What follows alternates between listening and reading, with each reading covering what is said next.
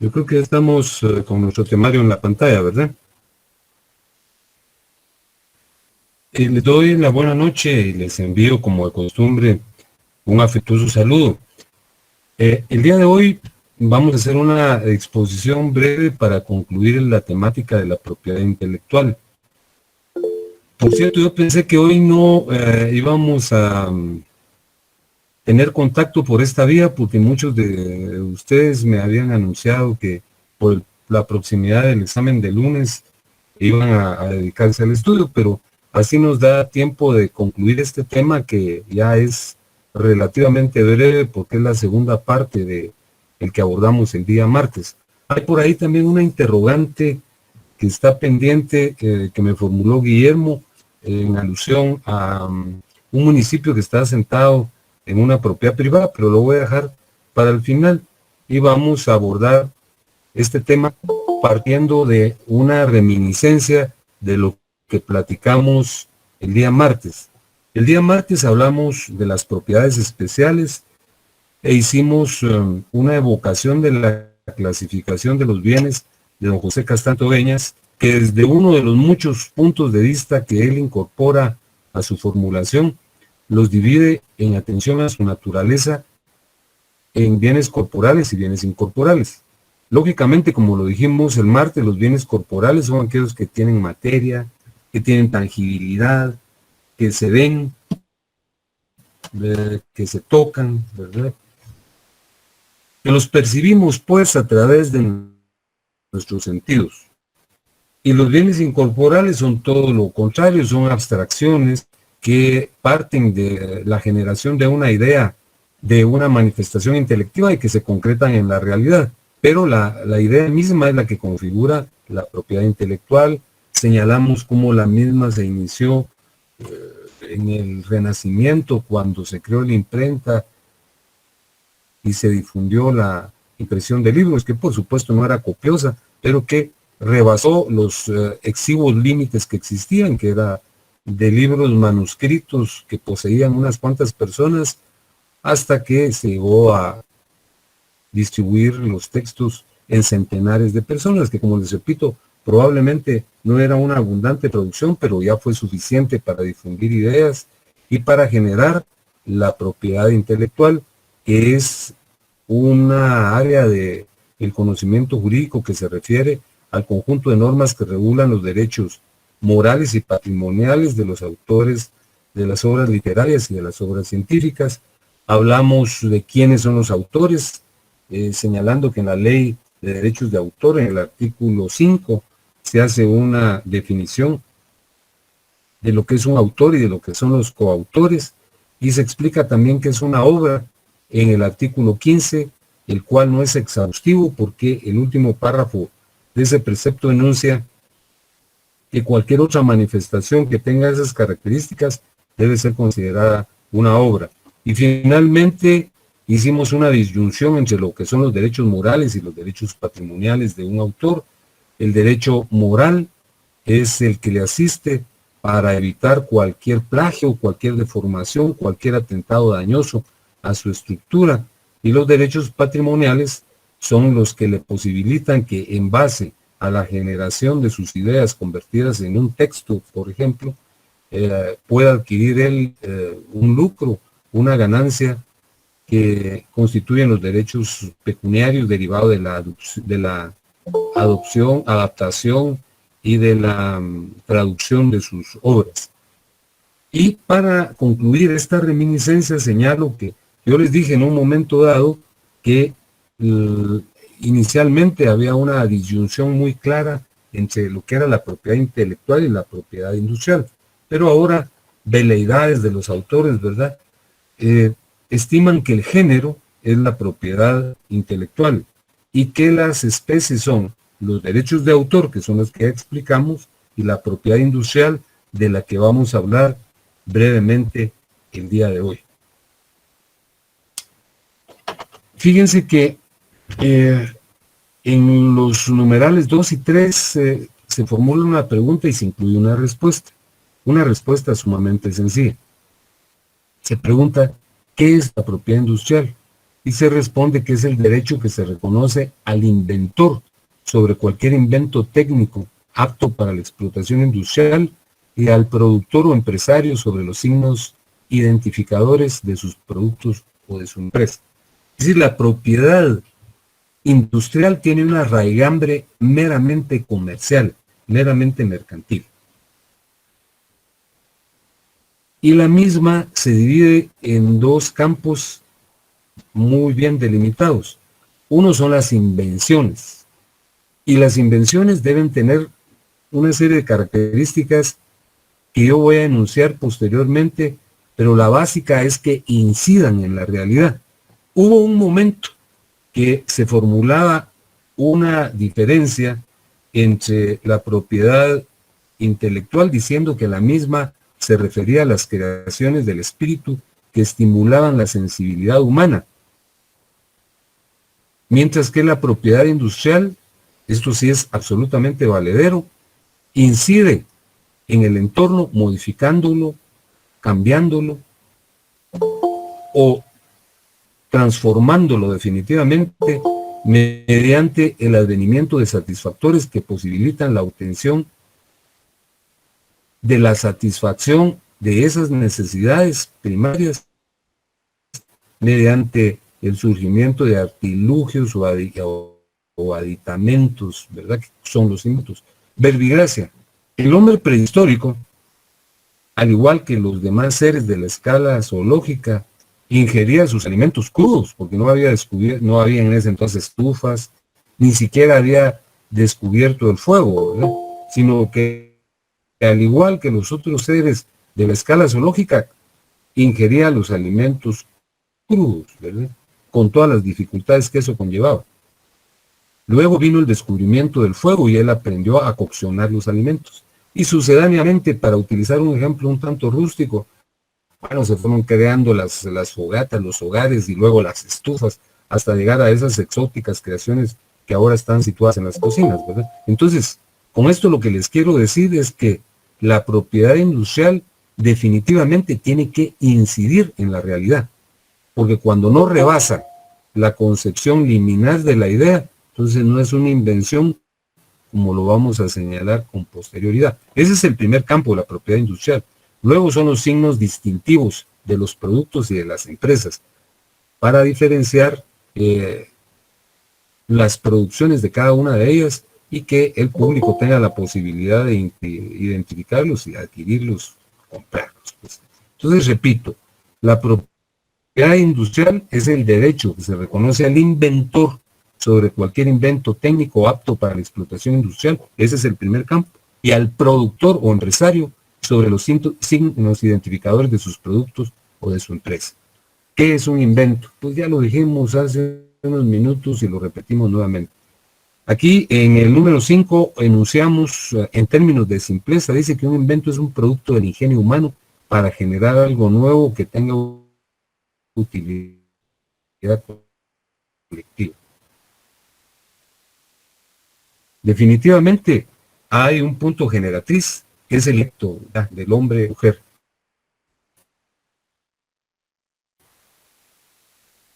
Que tras la realidad, generando un saqueante, no propiedad agencia, era Carricoba una invención, ¿verdad? Y pues les traigo a cuenta con la misma rusticidad algo que experimentamos las personas que ya tenemos muchas décadas de habitar en este planeta por la gracia de Dios, que por ejemplo cuando yo me gradué y me fui a mi oficina, adquirí una mi máquina de escribir, una Royal, que era un primor y que era algo muy especial, una máquina de escribir. Después vinieron los procesadores de palabras, hasta llegar a las computadoras actuales, que son algo verdaderamente increíble y sorprendente. Entonces, cuando uno advierte esa secuencia, esa transformación, permite generar una reflexión en torno a lo que es una invención, ¿verdad? Una invención es un producto del ingenio humano que incide en el entorno, generando confort o comodidad con el surgimiento de aditamentos, de artilugios que posibilitan esa comodidad, como yo se los ejemplifiqué, de la máquina de escribir a la computadora. Pues yo la considero y ahí está, y parece una pieza de museo, ¿verdad? Fíjense que hay dos tipos de invenciones. Las invenciones de productos, que son las que yo les acabo de señalar, ¿verdad? Cuando se generan, repito, artilugios o aditamentos que posibilitan la satisfacción de necesidades como una estufa o como las computadoras que fueron sustituyendo a las máquinas de escribir, que al principio eran mecánicas, después eléctricas, después surgieron los procesadores. Entonces, aquí señalamos que hay invenciones de productos. Son creaciones que tienen forma tangible, ejemplo, aparatos, máquinas, sustancias, composiciones. Pero también hay invenciones de procedimientos. Estas son operaciones, técnicas para conseguir un fin determinado. Se produce una secuencia de actividades, ¿verdad? Que se traducen en métodos, opciones para conseguir, por ejemplo, una fórmula para hacer una sopa, ¿verdad? Para señalarles algo nimio y trivial, ¿verdad? O una fórmula para medicamento, conforme se está generando la mecánica de la vacuna que todos esperamos, ¿verdad? Que lleva 3 etapas, según dicen, ¿verdad? Entonces, esas son invenciones de procedimiento. Las características... Licenciado, buenas noches. ¿Qué tal, Sergio? ¿Cómo está? Bien, bien, disculpe tanta molestia. Entraría dentro de los procedimientos, por ejemplo, ahora, de las invenciones de procedimientos, pensemos en todo ¿cómo se llama? Lo electrónico que se está manejando por medio de programas de Internet, por ejemplo, el Meet, el Moodle y todos esos sistemas que no son máquinas exactamente, entrarían dentro de estos eventos por procedimientos. Feliz noche, les escucho. Gracias, Sergio. Fíjese que le comento que esa misma interrogante, como que si ustedes se hubieran puesto de acuerdo, me la formularon en la sección anterior. Y la respuesta que yo les trasladé es la siguiente: dentro del marco de limitaciones que advierto yo en ese proceso de aproximación al mundo virtual. Fíjese que el universo de un programa es una invención, de un programa de ordenador, pero las partes que lo conforman no constituyen una invención. Y esto me llamó la atención. Oscarito, uno de los muchachos de la otra sección, es ingeniero programador y nos explicaba, ¿verdad? Porque yo le decía que en un texto leí literalmente lo que yo le voy a trasladar en este momento. Dice: la invención conlleva el aprovechamiento de la materia o energía que existe en la naturaleza. Y adiciona: no son invenciones, por ejemplo, los programas de ordenador aisladamente considerados, es decir, aquellos que solo permiten que un sistema de computación pueda interpretar las instrucciones y los resultados obtenidos de un sistema aplicativo, ya que en estos casos la solución al problema técnico se hace sin intervención del inventor. Es decir, dicho de manera muy simplista, como yo lo percibo, los programas son una conjunción de mecanismos, ¿verdad?, de aplicaciones, como se dice en ese terreno, que permiten la obtención de ciertas respuestas. Entonces, el universo conformado por la sumatoria de todos esos elementos, ese es un invento. Pero las aplicaciones aisladas, como dice acá, ¿verdad?, ya es un mecanismo que solo funciona como intérprete de las instrucciones, y los resultados obtenidos son consecuencia de un sistema aplicativo. De tal cuenta que el universo, en términos de integridad, es lo que es la invención. Ahora, cada uno de estos mecanismos, como Meet o Moodle, no recuerdo cuáles son los otros dos que están por usarse aquí en la facultad, esas son manifestaciones de un sistema, ¿verdad? Entonces, en términos de concreción y de mucha simpleza, el universo sería la invención, pero las manifestaciones aisladas no lo son, porque no pueden producir ningún resultado, sino solo acatan las instrucciones tal y como lo dice la lectura de este texto que yo acabo de trasladar. Entonces, eso sería lo relativo a las invenciones de procedimientos. Me refiero ahora a las características de los inventos que aparecen a partir de... Licenciado. Sí, Sergio. Entonces esos entrarían como copropiedad intelectual en el lugar de una propiedad industrial. Es que yo creo que estamos hablando de dos cosas, Sergio. Es decir, el universo es generado por una persona en particular. Fíjese que el ejemplo que nos trasladaba Oscar en la otra sección es que ellos tuvieron problema porque ellos no pudieron obtener una patente de una manifestación aislada de un programa. Entonces, dice que obtuvieron un peculio porque tuvieron que llegar a una conciliación, pero no pudieron registrarlo porque lo que se registra es el universo. Entonces, estamos hablando de un universo programático que permite diversas aplicaciones. Ahora, los derechos conexos son los que posibilitan la modificación o el ajuste de cada una de esas facultades, posibilitando novedades, porque el invento debe ser novedoso. Pero en este caso, ¿qué es lo que yo entiendo que usted me está preguntando? Tal y como lo dice la lectura, no son invenciones los programas de ordenador aisladamente considerados, porque estos solo permiten que un sistema de computación pueda interpretar las instrucciones y los resultados obtenidos de un sistema aplicativo. La praxis del sistema es la generación de un universo y las partes aisladas del mismo pueden dar satisfacción a ciertas necesidades. Por ejemplo, Meet nos permite tener esta conversación, pero permite generar un salón de clases virtual en el cual pueden realizarse ejercicios o pueden realizarse otro tipo de actividades docentes, pero por sí mismos no son un invento, sino son producto de un programa de ordenador, que ese sí es un invento.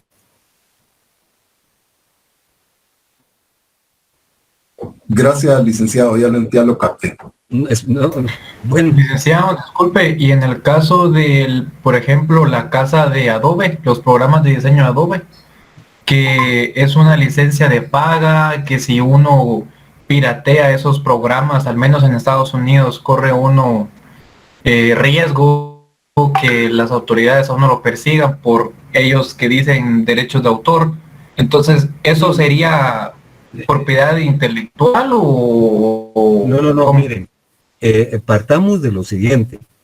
Yo creo que la respuesta que le expuse a Sergio con algunas limitaciones, en el tono de su voz no lo vi tan convencido, y es probable que así sea porque yo mismo no estoy tan convencido de lo que enuncié, pero lo consulté en varios textos, 1, 2, 3, y los mismos señalan taxativamente lo que les señalé. Ahora, en el caso de Adobe, ese es un programa, ese no es derecho de autor, porque les vuelvo a clarificar lo que enuncié hace unos minutos. La propiedad intelectual se divide en dos áreas bien delimitadas. Derecho de autor, que se refiere a la creación de obras literarias y científicas, y a todas aquellas otras que están enunciadas en el artículo 15 y que leímos el martes anterior. Esos son derechos de autor. De lo que usted me está hablando, de los programas de ordenador, esa es propiedad industrial, que obtienen, como lo vamos a señalar dentro de unos minutos, un reconocimiento por parte del Estado que se denomina patente de invención. La patente de invención le otorga exclusividad al inventor durante cierto tiempo, que aquí en Guatemala son 20 años, ¿verdad? Para que los use en exclusiva. Y puede suspenderse la patente durante un tiempo, pero estamos hablando de dos cosas. Ese no es derecho de autor, esa es propiedad industrial. Gracias. Muy bien. Entonces, los inventos deben reunir las siguientes características. En primer lugar, tener un carácter técnico y manifestarse en el mundo físico o material, tal y como yo se los señalé hace unos minutos. La propiedad industrial tiende a transformar el entorno, ¿verdad? Incide en la materia, mientras generalmente la propiedad intelectual incide en el espíritu, en la sensibilidad, mediante la literatura, la música, y otras expresiones como los fonogramas. Al margen de eso, debe tener una intervención directa el inventor. Es decir, debe haber un mecanismo intelectivo que posibilite la creación de, como lo que ha hecho Luis Bonan, ¿verdad? Generar programas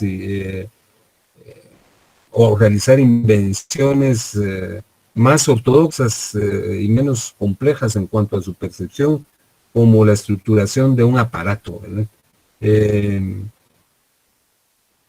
Por esa razón incluimos aquí que no son inventos los descubrimientos de los fenómenos, propiedades o leyes del universo. Por ejemplo, si alguien descubre que Saturno tiene, Saturno es el que tiene 5 lunas, vamos a ver, Mercurio, Venus, Tierra, Saturno, Neptuno creo que es el que tiene 5 lunas, no lo recuerdo, tal vez ustedes lo recuerdan, Uriel, Umbriel, Europa, y no me recuerdo cuáles son las otras dos. Entonces, si alguien las descubrió, ese es un descubrimiento, pero él no las creó. La invención conlleva una creación. Por supuesto, un descubrimiento puede generar un invento, ¿verdad? Ser base del invento, pero el descubrimiento por sí mismo de un fenómeno, de la propiedad de un cuerpo o de una ley del universo, ese no es un invento. Y finalmente, la tercera característica es que debe aprovecharse el aprovechamiento de la materia o energía que existe en la naturaleza. Y aquí había hecho yo una traslación a propósito de piratear, como usted dijo. Nos trasladamos la idea de ordenadores aisladamente considerados. No son. Aquí figura lo que es una patente, que es lo que yo acabo de resaltar. Las patentes son los que acreditan el derecho del inventor y le permiten usarlo en exclusiva durante el tiempo que determine la ley. ¿Verdad? De tal cuenta que precisamente para evitar el término que usted utilizó, que se concreta en cierta conducta de usurpación o de aprovechamiento de lo que no es propio, que usted le denominó piratería, existe la patente para oponer ese derecho ante terceros. Por supuesto, las patentes precluyen por expiración del plazo para el que hubieran sido concedidas, o porque el titular renuncie, o porque hay que pagar una anualidad, un derecho de anualidad. Y si una persona entra en mora y no hace efectivo el pago correspondiente, lo puede perder. Este derecho, el derecho de los inventores y las marcas y los nombres comerciales, se registran, ¿verdad? Las marcas tienen una duración de 10 años y se inscriben, al igual que en el registro de la propiedad intelectual, en un registro que se llama de la propiedad industrial, que está adscrito al Ministerio de Economía. Hay un procedimiento farragoso que ustedes lo leerán y lo estudiarán en derecho administrativo, que está regulado en la propia ley y en el reglamento. En el artículo del 5 al 15 de la propiedad industrial, que no les estoy pidiendo que lo lean porque todavía nosotros estamos estudiando civil sustantivo. Y cuando estudien lo procesivo en derecho administrativo, ahí tendrán indispensablemente que leer estos artículos y del 3 al 15 del reglamento. Y para concluir, los signos distintivos del comercio constituyen parte de la propiedad intelectual. Fíjense que yo los estoy dejando para el final y resumiéndolos en 4 renglones, pero son tan importantes que la ley correspondiente les dedica la primera parte. Los inventos son los que trata con exigüidad. Los signos distintivos son las marcas, los nombres comerciales, los emblemas, los rótulos, las expresiones o señales de publicidad, las denominaciones de origen, que permitan que el público distinga esos elementos. Al dar por concluido este tema, quiero abordar otro de inmediato, relacionado con una interrogante que me hicieron, pero también con 2 situaciones vinculadas con el próximo examen. Como nosotros acostumbramos, estamos remitiendo un cuestionario. El cuestionario no es una tarea que deba ser respondido y remitido al profesor. No, no. Sino que es una herramienta de estudio que yo creo que tal vez se las estoy trasladando tardíamente porque ustedes tienen su examen el lunes, pero yo creo que en 1 o 2 horas ustedes lo resuelven y las respuestas son las que les serán útiles para el próximo examen, porque obviamente, como lo acostumbramos, el examen está calcado en este cuestionario, en las respuestas de este cuestionario que les está llegando en este momento, o estará por llegarles junto con el material de esta clase. Y el segundo asunto es relacionado con una interrogante que me formuló Guillermo por la vía telefónica, relacionada a la usucapión. Nosotros, la usucapión es un tópico del examen, ¿verdad? La usucapión es un modo de adquirir la propiedad, un modo originario de adquirir la propiedad que consiste en convertir la posesión en propiedad mediante ese mecanismo que se llama usucapión o prescripción adquisitiva. Por este lado está la posesión y por este lado está la propiedad. La posesión es un hecho y la propiedad es un derecho. ¿Cómo se convierte ese hecho en derecho? Pues a través de ese mecanismo que se llama usucapión. Yo recuerdo que lo ejemplificamos con una persona que en un momento de desesperación profundamente afectado empieza a caminar y se aleja de la ciudad y de repente aparece en un entorno boscoso paradisiaco, ¿verdad? Donde hay un arroyo, donde hay bosques, árboles frutales, y él, afectado sensiblemente, lanza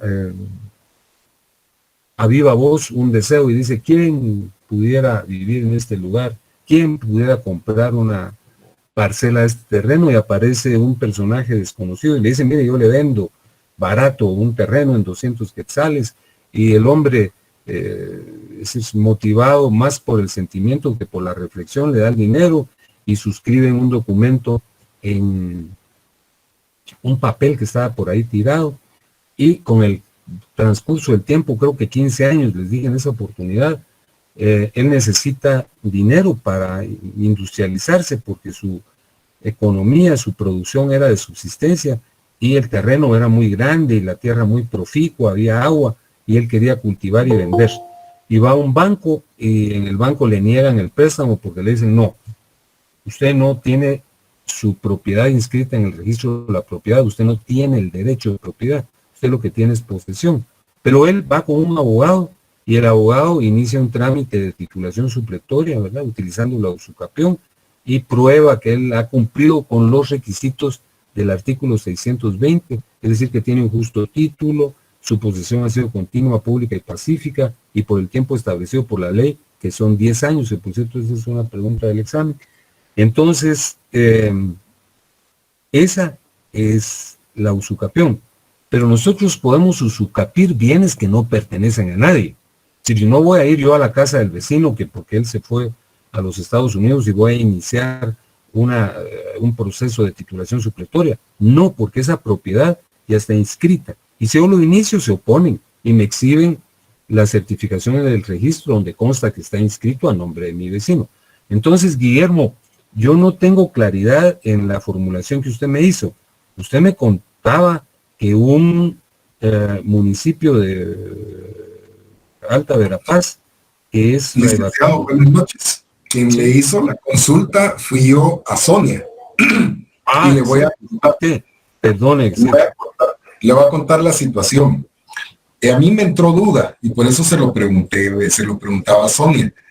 El municipio de Alta Verapaz, conocido como Fray Bartolomé de las Casas, resulta de que ese municipio fue creado en el tiempo de Lucas García cuando fue presidente.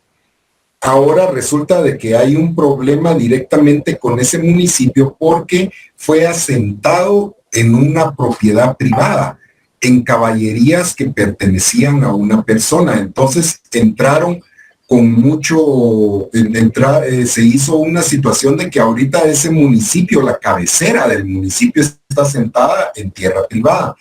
Entonces a mí se me ocurría y decía, bueno, como las características de la usucapión son de que fue adquirido de forma de buena fe, que, bueno, la única situación es lo que usted menciona, que tiene un dueño, pero que me imagino que en algún momento el Estado podrá, ¿cómo se llama? Cuando declaran expropiar la tierra y poderles dar a las personas que han vivido y que ya tienen incluso construidas sus casas dentro de ese terreno por medio de una usucapión, porque fue adquirida de buena fe y aunque no tienen los papeles, tienen las características de que pudieran haber, de poder optar al momento que se haga ese tipo de situación. Pero es una situación bien rara y bien interesante, ¿verdad? Fíjese, Sergio, que hay un detalle ahí que me llama particularmente la atención.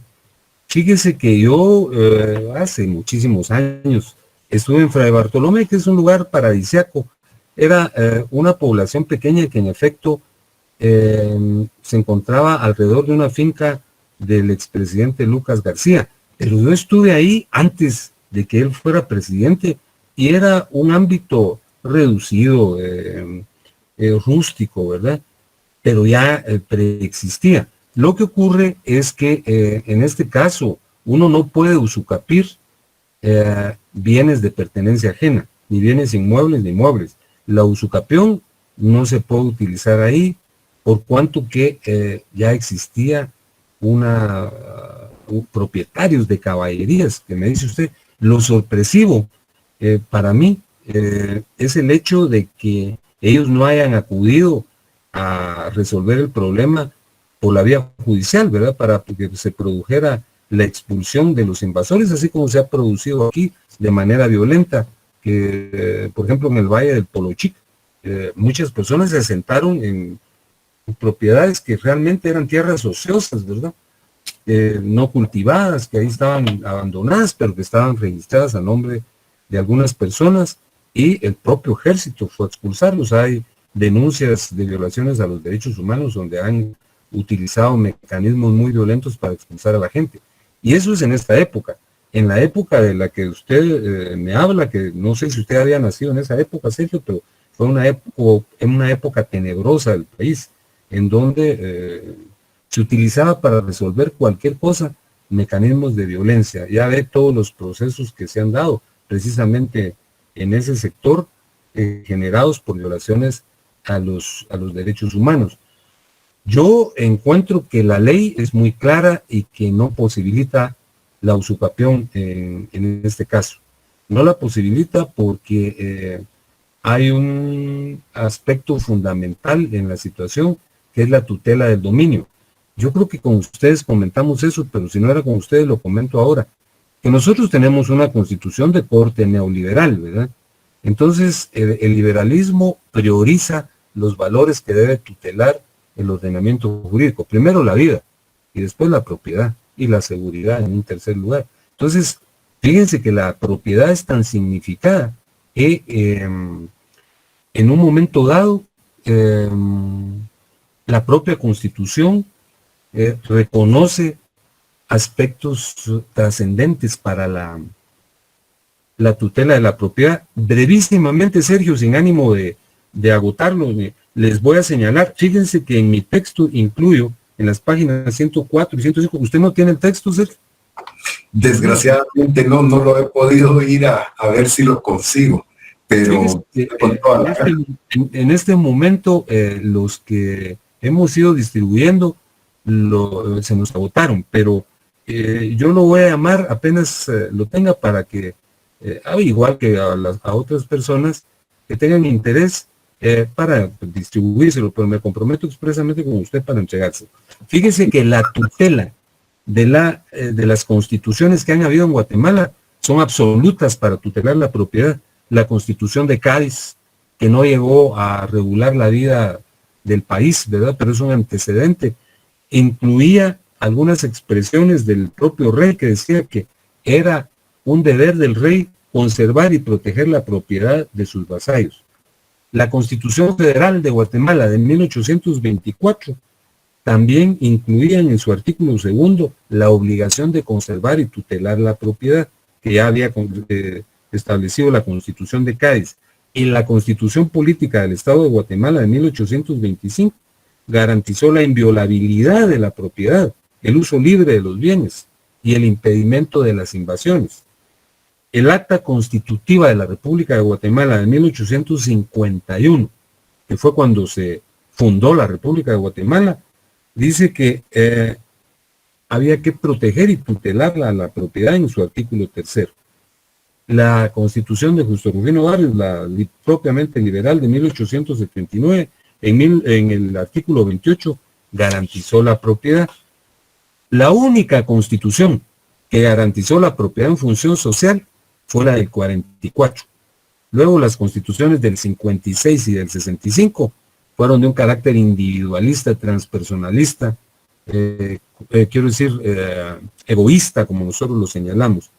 Y fíjese que la actual Constitución, en el artículo 39, dice lo siguiente: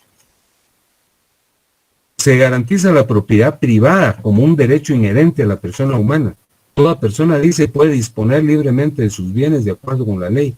El Estado garantiza el ejercicio de este derecho y deberá crear las condiciones que faciliten al propietario el uso y disfrute de sus bienes de manera que se alcance el progreso individual. Y fíjese que la propia Corte de Constitucionalidad, entre varios expedientes, yo aquí cito dos, el 97 y 86 de febrero del 87, dice, refiriéndose a la propiedad: este derecho se garantiza en el artículo 39 de la Constitución Política de la República como inherente a la persona humana. Sin embargo, no es propio de la vida en sociedad el ejercicio absoluto de este derecho. Tal afirmación encuentra también asidero en el principio que la misma Constitución recoge en el artículo 44 de que el interés social prevalece sobre el particular. Aquí tendría cabe lo que usted me dijo, ¿verdad? Que debe ser en función social. Ahí hay un propietario que no utilizaba la tierra, la tenía abandonada, llegó la gente, construyó sus casas. Pero los últimos pronunciamientos de la Corte imponen una mayor protección a la propiedad privada, reduciendo las condiciones limitativas de la misma, argumentando que mediante este derecho real se logra el desarrollo de la nación, especialmente un fallo del 95, que señala que la función social ciertamente debe tomarse en cuenta, pero que prevalece el interés del propietario. Entonces yo, honestamente, ahí encuentro abundantemente difícil, y ni siquiera sabía que había reclamos en torno a parte de la cabecera del municipio, que todavía es muy chiquito, ha ido cambiando, pero todavía, digamos, el casco no es cabecera, pues, pero del municipio es una extensión enorme que yo hallo en extremo difícil que puedan remover a esas personas ahí, sobre todo ahora con la tutela de los derechos humanos, ¿verdad? No sabía yo, Sergio, que existe alguna pretensión de sacarlos de ahí. Pues fíjese de que cabalmente eso fue antier, que viendo las noticias mencionaron de que sentado el municipio en un terreno que era catalogado privado, y que por la tardanza de los juicios en Guatemala y todo lo demás, hasta ahorita estarían decretado dándole derecho a la propiedad a las al dueño de las caballerías que había asentado, porque muchas de las personas habían construido sus casas y todo dentro de esta propiedad, siendo propiedad de otra persona. Entonces es un caso bien extraño, y lo sacaron como algo sumamente extraño, pero como en esa época, peor que era, el municipio fue instituido por Romeo Lucas García en su lugar de origen, porque incluso en esa parte de ahí creo que era el general Lucas García. La cuestión fue de que hasta ahorita están decretando y dándole la razón al dueño del terreno por la documentación que él presentó. Entonces estaban hablando cabalmente de ese problema, cómo lo van a poder solucionar. Yo veo... Perdón, le escucho. no, perdón, Sergio, no lo van a poder solucionar por la vía de la usucapión.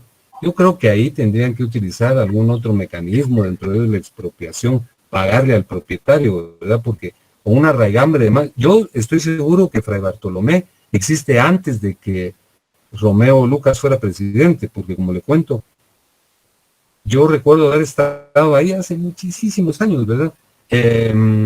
Y ya existía. Luego ahí tenía él su finca y se consolidó precisamente por esa circunstancia el municipio.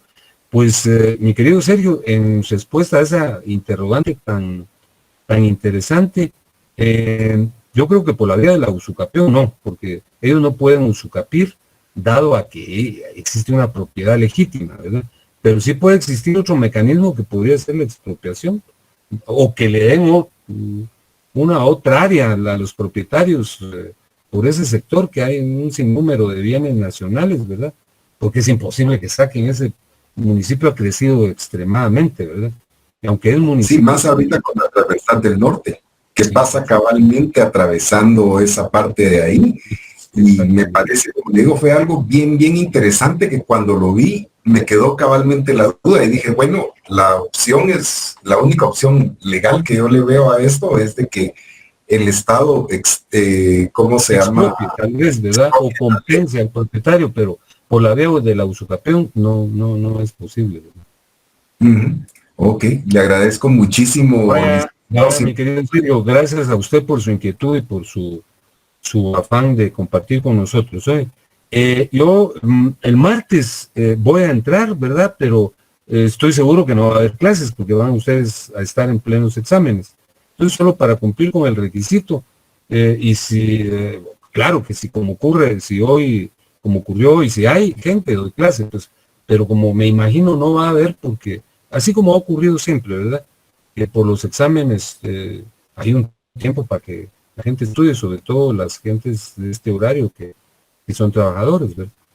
Así es que fue un gusto saludarlos, les deseo muy buena noche y les deseo también mucho éxito para el día lunes.